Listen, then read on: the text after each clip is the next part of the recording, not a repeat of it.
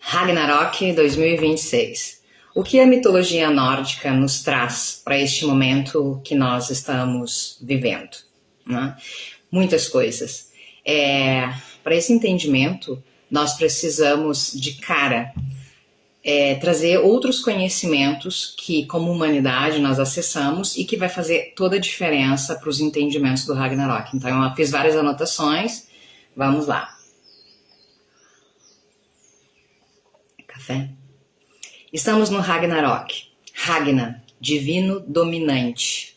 E Rock, destino, ou objetivo final, que é a etimologia de destino, né? Vivemos na Terra com a certeza que somos uma das mais de 20 dimensões habitadas.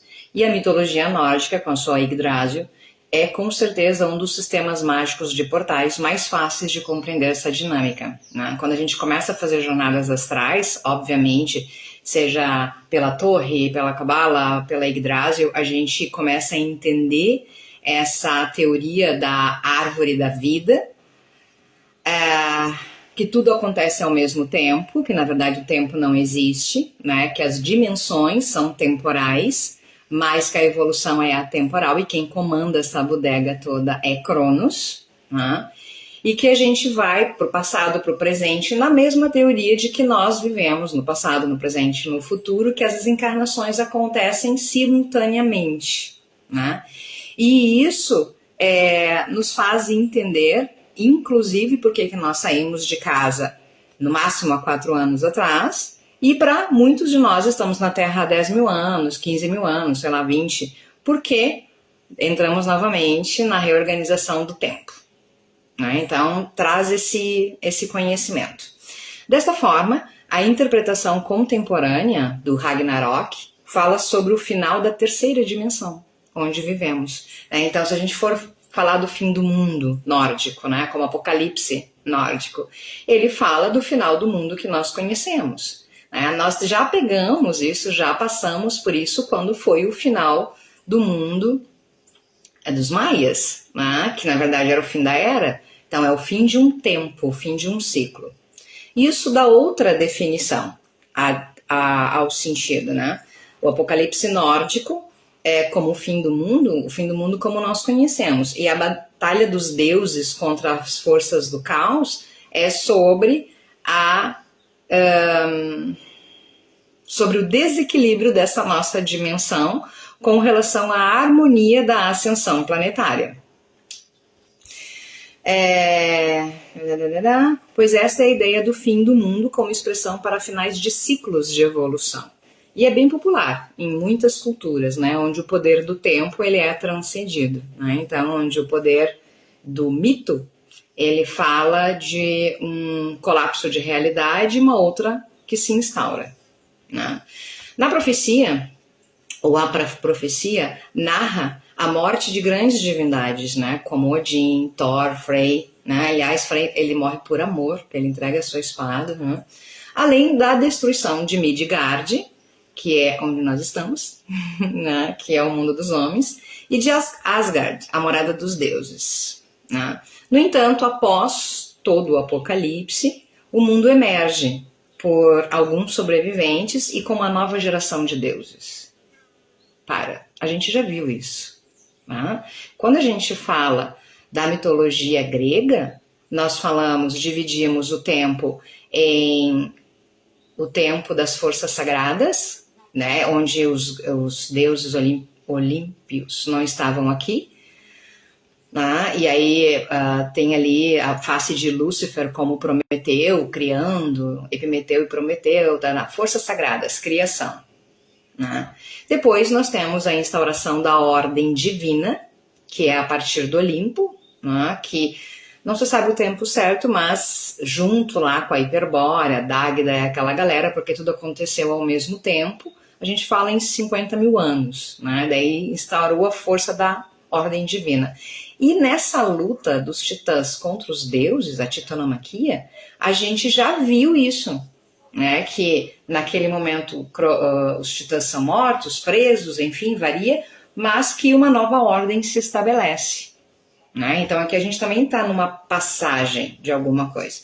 E aí não tem como não fazer a associação com o tarô, que é uma jornada iniciática e que sabemos que Odin é o grande criador do tarô, né? Em que lá no tarô, quando a gente analisa a jornada do herói, fala da revelação do Deus escondido, né? E que, juntando todos os conhecimentos possíveis sobre mitologia, nós chegamos a Lorican, que é o deus que é pupilo de Lúcifer no submundo e que emerge neste momento na Terra como o deus dos ritos terrenos.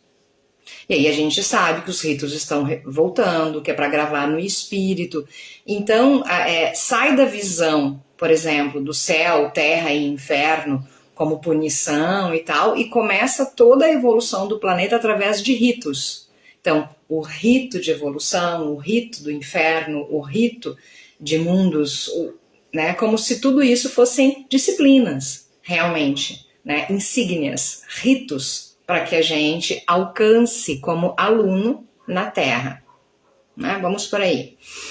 E aí, se a gente for começar a organizar isso com relação ao Ragnarok, né, voltando para o Ragnarok, a gente tem outras coisas do tipo. Em algum momento, os 3 galos cantam em mundos diferentes, enfim, anunciando. Estamos entrando no ano de Áries, né? E os galos são dos domínios de Áries, né?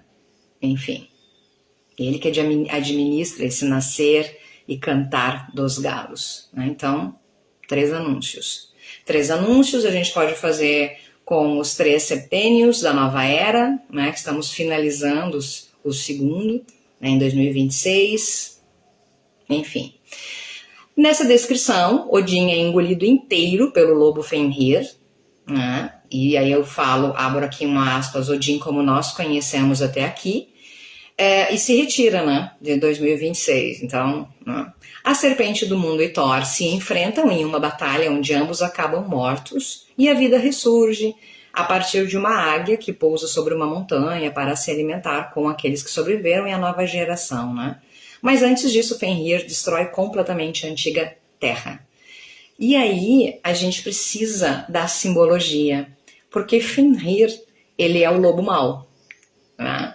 E, na verdade, ele representa os filhos de Odin que se voltam contra o pai de todos no momento em que Odin se torna o patrono da escola da paz pela miscigenação e a não superioridade. Né? E aí tem toda aquela coisa de tiro, botar a mão com a minha mão e tal, que a gente sabe que é uma análise comparativa a Zeus. Enfim, né? Isso é mitologia para horas de papo. Mas a gente tem aqui um final da Terra. E aí a gente pode colocar essa destruição da Terra pelo lobo com relação à quebra dos hologramas e dos campos do sistema de controle. Também fecha. Né? Quem representa esse lobo Fenrir? É o oposto, antagônico, ao lobo arco-íris. O lobo arco-íris é o lobo da miscigenação, é o lobo da era de Aquário, é o lobo do futuro, e Fenrir é aquele que quer a superioridade. Já passamos da história dos dracos e répteis, enfim, né, reptilianos, soberbos, enfim. Mas é a morte do dragão antigo e a morte dos valores, então daquelas pessoas que têm esses valores de superioridade. E por isso também nós temos uma análise com relação à morte de Thor com a serpente, falando da serpente como a consciência do mundo, então é uma espiral do mundo que se finda, ou seja, a morte de uma consciência humana, que Thor não poderia sobreviver. Por quê? Porque ele representa o bom moço, ele representa o filho de ariano, né, de cabelinhos claros e herdeiro do trono. Então é o fim dos herdeiros do trono. O que isso significa? Significa que a partir deste momento, essa monarquia estabelecida, que um vai passando o trono para o outro, acaba. E novos monarcas, novas forças divinas se erguem no nosso planeta, né? Então, estamos aqui numa construção, né? Muito bom isso. Bom, E aí tem várias associações com relação a isso. Várias, né? Por exemplo, Fenrir é o filho de Loki, daí a gente fala que Loki é um dos construtores das ilusões terrenas, não por maldade, mas para que a gente aprenda a se encontrar perdidos nas ilusões, porque quem se acha a partir deste mundo se acha em qualquer lugar, né? Então, mais uma prova de que este mundo como nós conhecemos, ele foi construído dessa forma para que a gente viesse e despertasse do nosso próprio caos, né? E que ficou acorrentado até o Ragnarok, ou seja, as ilusões estavam sendo controladas, né? E aí nós temos algumas coisas bem legais para pensar. Primeiro, nós sabemos que em fevereiro, ali de 13 a 17 de fevereiro, termina o ano da serpente, de madeira, né? E que passamos para o ano do cavalo. O que é essa serpente, senão a própria serpente do mundo, do velho mundo, do ciclo 9, que se encerrou? E por que a partir daqui nós vamos para o cavalo? Porque o cavalo é o poder pessoal, porque o cavalo é jupiteriano, o cavalo tem essa expressão do rei Zeus, né? Do retorno aos céus, né? E esse retorno dos céus do cavalo, entrando com este ano de Áries e, portanto, de Ogum, nós também vemos a finalização dos deuses nativos, dos orixás, em seus tronos estelares, né? Então aqui tem toda uma história de uma nova monarquia, de um novo divino, um novo sagrado surgindo, tá? Tá entendendo esse comparativo, né? E não podemos nos esquecer que na morte de Odin, Thor e Frey, né, que também simboliza o fim das relações kármicas, simboliza o retorno à família estelar e o fim das ilusões terrenas, né, que também está falando no mito das 4 raças. Também está falando, né? Porque Thor significa essa supremacia branca, de muitas formas, né? E a gente sabe que enquanto mitologia, a raça preta, ela veio para espalhar o sagrado por toda a terra, né? Revelar o sagrado a toda a terra, né? A cor preta da nossa raça humana, né? A cor vermelha da nossa raça humana veio para ensinar a cura através da floresta e revelar o espírito da mãe terrena. A cor amarela da nossa raça veio para nos ensinar a olhar para cima, para o cosmos. E a cor branca da nossa raça veio para deixar de existir. Porque eles representam essa programação que veio de fora da Guerra de Órion e tudo mais, e que a miscigenação traz o lobo arco-íris. E aí, nesse final, nós estamos assistindo a ascensão dos orixás, se conectando aos seus tronos, né? Então, se a gente for falar de Odin, né, a gente tem vários orixás conectados à constelação de Touro, né? Ao olho de Touro, inclusive, como a própria Inhansã, a mulher búfalo, como Chapanã, o rei da terra. Se a gente for falar de Zeus, a gente tem Inhansã, tem Xangô, e assim a gente vai, né? Mas esse é papo para mais tarde, enfim, né? E aí algumas coincidências bem legais para este momento, muito legais, né? Quando a gente presta atenção que a serpente está se encerrando, né? Então, a serpente do mundo, e nós estamos indo para um lugar, a gente precisa identificar esse potencial do lobo para entender isso na nossa vida, né? E aí, a primeira lua cheia, que é dia 3, né? Amanhã, ela é conhecida como a lua do lobo. E ela é um plenilunio, é uma superlua, e que vai acontecer no signo de Câncer, ancestralidade.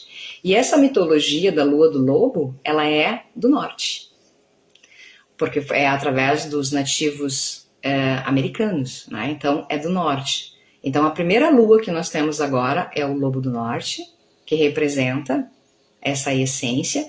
Aí a serpente morre, o cavalo assume, e com todas as configurações dos anos, numerologia, astrologia que nós estamos vivendo, gente, vamos começar a juntar os pauzinhos. Ou a gente enlouquece de vez, ou a gente entende toda a atemporalidade dessa ascensão, né? os mundos eles estão se reorganizando. Então, sim, é mais uma informação. Por isso eu não acho que Thor seja uma energia para trazer. Thor é uma energia para deixar embora. Respondendo aí.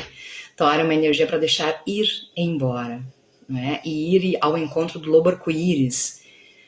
E também para que a gente, nesse momento, se conecte a novas faces dos deuses, né? Porque a gente sabe, por exemplo, os titãs foram mortos e tudo mais, mas os deuses não foram embora. Cronos, Rhea, tá todo mundo aí. Só que se revelou para a humanidade, a partir daquele momento, uma nova face desses deuses. Se a gente olha para esses deuses mesmo do Ragnarok, por exemplo, Odin, a gente já conviveu com eles lá, na Hiperbórea, como Dagda, enfim, né?